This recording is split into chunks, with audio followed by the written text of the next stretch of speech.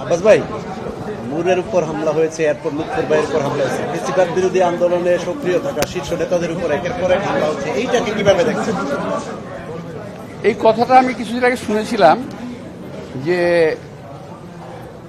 Target করে কিছু লোককে হামলা করা হবে। এটা বেশ কিছু মাঝখানে আগে শুনেছিলাম আমি। তো এটা শোনা কথা।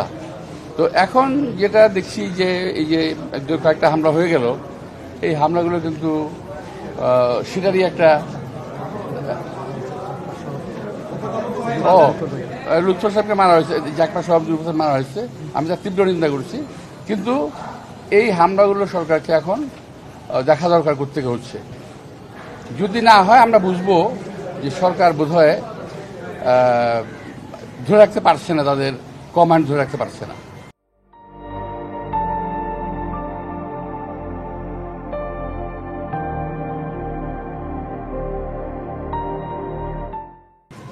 সবাইকে ধন্যবাদ।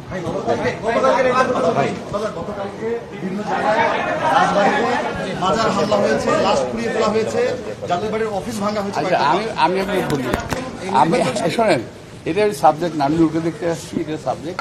তবুও যেহেতু পত্রিকা আমিও দেখলাম বিভিন্ন ভাঙচুর হয়েছে, মাজার ভাঙা, কি মাজার, তারপর খানকা, এগুলো সব ভাঙাচুরি করা হয়েছে। এগুলো আসলে বিচ্ছিন্ন কিছু না। নির্বাচনটা সামনে রেখে এই ধরনের আরো অনেক কিছু সামনে আপনার দেখতে পাবেন, যাতে নির্বাচনটা না হয়। একটা শ্রেণীর লোক চাচ্ছে যাতে নির্বাচন না হয়। এবং আপনার খেয়াল রাখবেন, সাংবাদিক থেকে আমি দেখবো, আমি সোশ্যাল মিডিয়ায় কালকে বিশ্বের একজন পরাক্রমশালী নেতার মুখের বক্তব্য শুনেছি। তাতে আমার মনে হচ্ছে না এই দেশে একটা স্বাভাবিক প্রক্রিয়া আমরা যাচ্ছি, একটা অস্বাভাবিক প্রক্রিয়ায় দেশটা এগিয়ে যাচ্ছে।